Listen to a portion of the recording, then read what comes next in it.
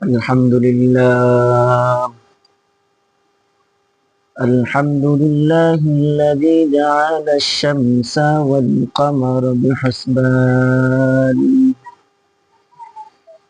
والنجم والشجر يسجدان وفضل زمانا على زمان كما فضل مكانا على مكان وإنسانا على إنسان ونشهد أن لا إله إلا الله وحده لا شريك له لا ضد له ولا ند له ولا مثل له ونشهد أن سيدنا وسندنا وحبيبنا وطبيبنا وطبيب خلقنا ومولانا محمدا عبده ورسوله الذي أرسل إلى الناس كافة بشيرا ونذيرا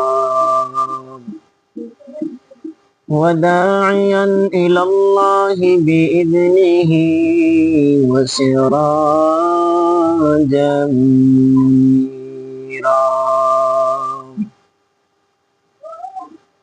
أما بعد فأعوذ بالله من الشيطان الرجيم. بسم الله الرحمن الرحيم.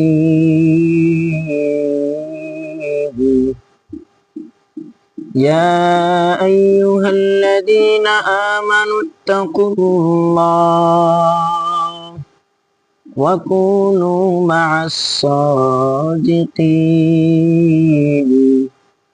وقال النبي صلى الله عليه وسلم الدنيا سجن المؤمن وجنة الكافر.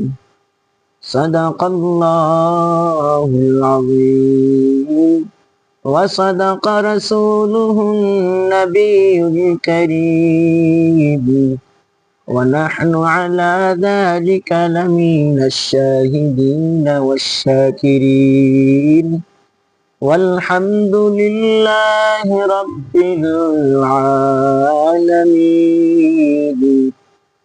سبحانك لا علم لنا إلا ما علمتنا إنك أنت العليم الحكيم. محمد ने आकर कुफर का मिटाया, कुफर का मिटाकर सदाकत बताया, कुफर का मिटाकर सदाकत बताया। আলহামদুলিল্লাহ, আল্লাহ পাক রব্বুল আলামিনের লাখ কোটি শুকরিয়া যে মহান রব্বুল আলামিন আমাকে এবং আপনাকে অত্যন্ত দয়া করে, মায়া করে, মহব্বত করে, ভালোবেসে একটি দিনই মাহফিল মজলিসে আসার এবং বসার তৌফিক দান করেছেন। সেজন্য অন্তরস্থল থেকে জোরে বলে আলহামদুলিল্লাহ। সর্বোপরি লাখ কোটি দুরুদ ও সালাম সাইয়্যিদুল মুরসালিন খাতামুন নবিয়্যিন রাহমাতুল লিল আলামিন শফিউল মুসলিমিন হযরত মুহাম্মদ সাল্লাল্লাহু আলাইহি ওয়াসাল্লামের উপর। দুনিয়ার মধ্যে সবচেয়ে কপাল পোড়া গরিব, একেবারে গরিব ব্যক্তি হলো সেই ব্যক্তি যে নবীজির নাম শুনিয়া একবার সাল্লাল্লাহু আলাইহি ওয়াসাল্লাম বলতে পারেনি, অথচ সে মুসলমান। হাদিসের মধ্যে বলেছেন যে নবী পয়গম্বর আলাইহিস সালাতু ওয়াসাল্লাম হাদিসের মধ্যে বলেছেন, যে ব্যক্তি আমার নাম শুনিয়া একবার দুরূদ শরীফ পড়িল তথা সাল্লাল্লাহু আলাইহি ওয়াসাল্লাম বলিল, সে আল্লাহর রহমত থেকে 10 বার রহমত আল্লাহ তাআলা তার জন্য নাজিল করেন। এই জন্য আমরা যেখানেই দুরূদ শরীফ তথা নবী করিম সাল্লাল্লাহু আলাইহি ওয়াসাল্লামের নাম শুনবো, সাথে সাথে সাল্লাল্লাহু আলাইহি ওয়াসাল্লাম বলার চেষ্টা করব। তো আল্লাহ তাআলা আমাদেরকে দুনিয়ার মধ্যে পাঠাইছেন একমাত্র তার ইবাদত করার জন্য, গোলামি করার জন্য। আল্লাহ তাআলা আমাকে এবং আপনাকে এই দুনিয়ার মধ্যে একমাত্র একটাই উদ্দেশ্য, কোরআন শরীফে বলেছেন, ওয়ামা খালাকতুল জিন্না ওয়াল ইনসা ইল্লা লিয়াবুদুন। আমি আল্লাহ তাআলা মানুষ এবং জিন জাতিকে সৃষ্টি করিনি, বরং সৃষ্টি করেছে একমাত্র আমি আল্লাহর ইবাদত করার জন্য। আমি আল্লাহর ইবাদত করার জন্য আল্লাহ তাআলা আমাকে এবং আপনাকে সৃষ্টি করেছেন। তো দুনিয়ার মধ্যে আমরা এসে কি করতেছি? আল্লাহ পাক রব্বুল আলামিন বলেছেন, যদি বান্দা আমার ইবাদত থেকে বিরত থাকে, শয়তানের মধ্যে লিপ্ত হয়ে গুনাহ করে, তাহলে আমি আল্লাহ তাআলা তার জন্য জাহান্নাম রেখেছি। আল্লাহ পাক রব্বুল আলামিন জাহান্নামের কথা অনেক জায়গা কোরআন শরীফের মধ্যে বলেছেন। যেমন আল্লাহ পাক রব্বুল আলামিন বলেছেন, লা ইন শাকারতুম লাযিদান্নাকুম ওয়া লা ইন কাফারতুম ইন্না আযাবি লাশাদীদ। যে বান্দা আমি আল্লাহর নিয়ামতের শুকরিয়া আদায় করলো, আমি আল্লাহ তাআলা তাকে নিয়ামতের বদলা আরো বেশি বাড়িয়ে দেব। আর যদি যে বান্দা আমার নিয়ামত শুকরিয়া পায় আমি আল্লাহর শুকরিয়া আদায় করলো না, আমি আল্লাহ তার নিয়ামতকে ছিনিয়ে নিয়া তার জন্য কঠোর আযাব রেখেছি। আল্লাহ পাক রব্বুল আলামিন আযাবের কথা বলেছেন, আযাব, কারণ আল্লাহ নিজেই চান না যে আমার বান্দারা জাহান্নামে যাক। এরে দুনিয়ার মুসলমান শুনে রাখো, আজ হয়তো আমাদের কাছে সেকেন্ড এবং সময় ফিরে আসতেছে, কিন্তু যেই গুরুত্বপূর্ণ সময়টা যাইতেছে সেটা আমাদের কাছে আর ফিরে আসবে না। হোক তুমি ধনী, হোক তুমি এমপি, হও তুমি মন্ত্রী, হও তুমি রাষ্ট্রপতি, হও তুমি চেয়ারম্যান, হও তুমি মেম্বার, আপনার কাছে ঠিকই সময় ফিরে আসবে, কিন্তু যেই গুরুত্বপূর্ণ সময়টা যাইতেছে সেটা কখনো ফিরে আসবে না। কারণ সময় মানুষের কাছে ফিরে আসে, কারণ সময় কাজে লাগানোর জন্য সময় আমাদের কাছে ফিরে আসে। এই জাহাজ আমাদের সামনে হয়তো 12টার একটা বেজে যাচ্ছে, কিন্তু এই 12টা একটার বহুদলের সময় কিন্তু আমাদের সামনে আর আসবে না। কারণ সময় কিন্তু অনেক দামি, আল ওয়াক্তু গানিয়াল ওয়াক্তু গালিন, সময় কিন্তু অনেক দামি, মূল্যবান। আল্লাহ পাক রব্বুল আলামিন দুনিয়ার মধ্যে ঠিক তেমনি আমাদেরকে প্রেরণ করেছেন তার ইবাদত করার জন্য, সময়টাকে কাজে লাগানোর জন্য।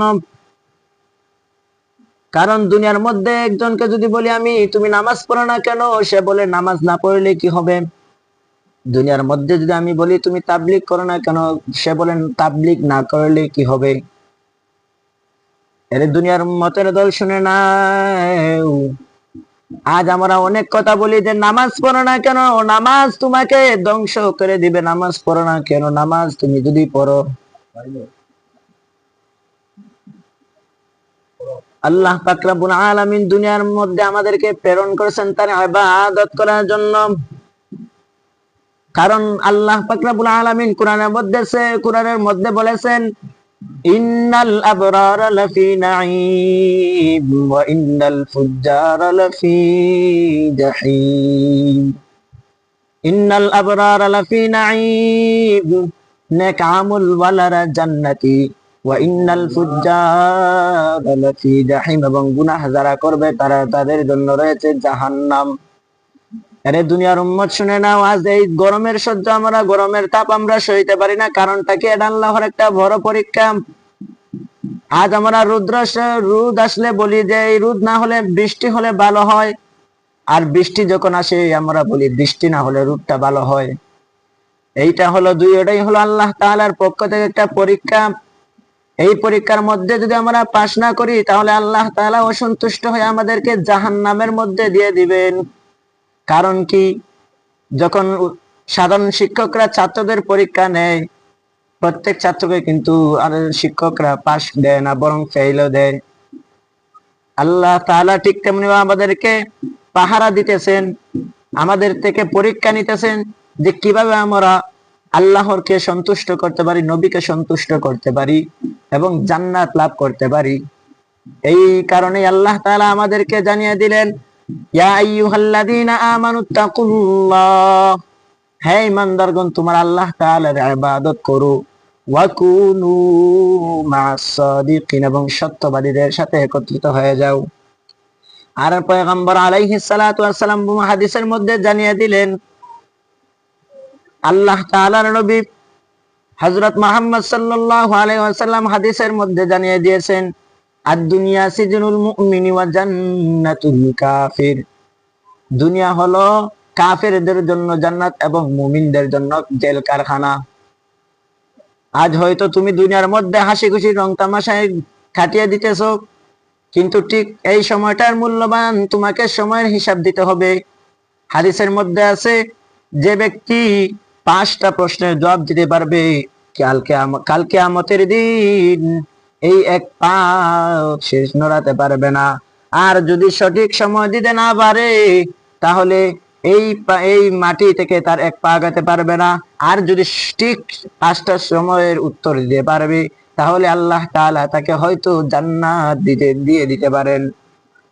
এর নবীর উম্মতের দল, আজ দেখেন আমাদের মাথার উপরে 9,30,00,000 মাইল উপরে রয়েছে। জানি না কাল কিয়ামতের দিন এই সূর্য যখন মাথার উপর আসবে তখন কি অবস্থা হবে। গুনাহগারের মাথার মগজগুলো টাস টাস করে ফেলে যাবে, সেদিন কেউ কিচ্ছু বলতে পারবে না।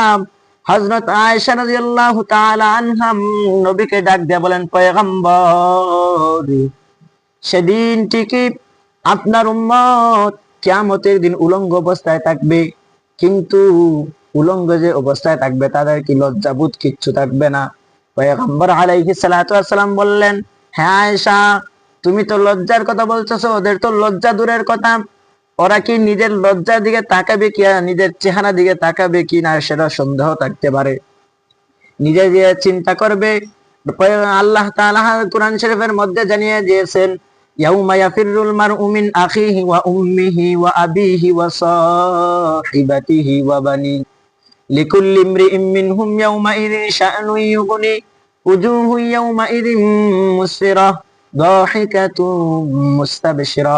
আল্লাহ তাআলা কুরআনের মধ্যে জানিয়ে দিয়েছেন, কাল কিয়ামতের দিন মা সন্তান থেকে পালাবে, সন্তান মা থেকে পালাবে, স্ত্রী স্বামী থেকে পালাবে, স্বামী তার স্ত্রী থেকে পালাবে।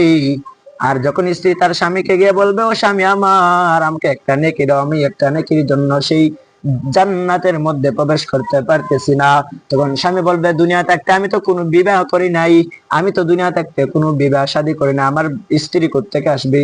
তখন স্ত্রীকে স্বামী ধমক দিয়ে তাড়িয়ে দিবে। আর ছেলে যখন বাবার সামনে বলবে, বাবা আমাকে একটা নেকি দাও, এক নেকির জন্য আমি জান্নাতে যাইতে পারতেছি না। আর যখন বাবা বলবে, আমি এই দুনিয়াতে একটা বিবাহ করি নাই, আমি সন্তানও দেখি নাই, আমার সন্তান দুনিয়ায় আমার কোন সন্তান আদি ছিল না, যাও তুমি আমার কাছ থেকে চলে যাও। কেমন উপায় হবে রে ভাই। আজ আমরা যদি বলি টুপি পরো না কেন, মাদ্রাসায় পড়ো না কেন, বেয়াদবি হলে কেন, তখন জবাব উত্তরে আসে, টুপি না পড়লে কি হবে, নামাজ না পড়লে কি হবে, তাবলীগ না করলে কি হবে।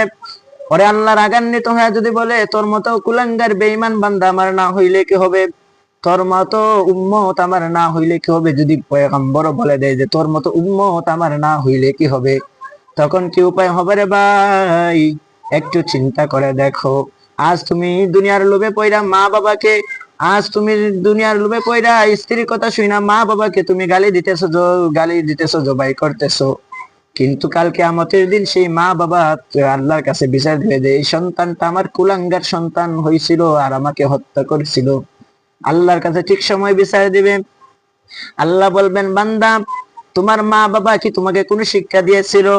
বান্দা বলবেন, হ্যাঁ দিয়েছিল, কিন্তু আমি ঠিক মতো করতে পারি নাই। বলে কেন? কারণ শয়তানের দোকানে পড়ি আমি সারাটা দিন সারাটা রাত মদের আড্ডায়, জোয়ার আড্ডায়, তাস খেলায়, আড্ডায় আমি খুব মগ্ন হয়েছিলাম। মা বাবা আমাকে ঠিকই শিক্ষা দিয়েছিল, কিন্তু আমি তার মা বাবার কথা শুনি, বরং আমি মা বাবার উপর আর অত্যাচার করেছি। এই জন্য বলি রে ভাই, দুনিয়া থাকতে মা বাবাকে কোনো ধরনের কষ্ট দিবা না, মা বাবাকে কোনো ধরনের আঘাত দিবা না। কারণ এই দুনিয়ার মধ্যে মা বাবা ছাড়া তোমার আপন আর কেউ নাই। এই জন্য বলি রে বাবা, সময় থাকতে সময়কে গুরুত্ব দেও, সময়কে কাজে লাগাও। আল্লাহ তাআলা কিয়ামতের দিন একদম বিচারে হাসরের ময়দানে বলবেন, ওয়ামতাজুল ইয়াউমা আইয়ুহাল মুজরিমুন, নেক আমল ওয়ালাদের থেকে তোমরা আলাদা হয়ে যাও। কারা? ওই গুনাহগাররাই কিন্তু আলাদা হতে হবে। আর যখন ওই গুনাহগাররা আলাদা হতে চাইবে না, তখন আল্লাহ তাআলা আঙ্গুল দিয়ে একটু ইশারা করবেন, সাথে সাথে এই গুনাহগাররা আলাদা হয়ে যাবে। দুনিয়া এত বড় নিমুখ হারাম, দুনিয়াতে এই জন্য বিভিন্ন কিতাবের মধ্যে বলা হয়েছে যে তোমরা দুনিয়া থেকে 3 তালাক দিয়ে দাও। দুনিয়া কারো আপন হয় না, এই দুনিয়া থাকার জায়গা না। একদিন ঠিক তোমাকে আত্মীয় স্বজন তোমাকে কবরের মধ্যে রেখে আসবে, সেই কবর তোমাকে ডাকতেছে। জানি না কার মরণ কোন সময় হয়ে যায়, জানি না কার মরণ কোন সময় হয়ে যায়। ওই কবরের মধ্যে যাওয়ার পর একটা নয়, দুইটা নয়, 99টা সাপ গুনাহগারের জন্য হাজির হয়ে যাবে। ওই জাহান্নামের জন্য, ওই জাহান্নামী বান্দার জন্য জাহান্নামের আগুন চলে আসবে।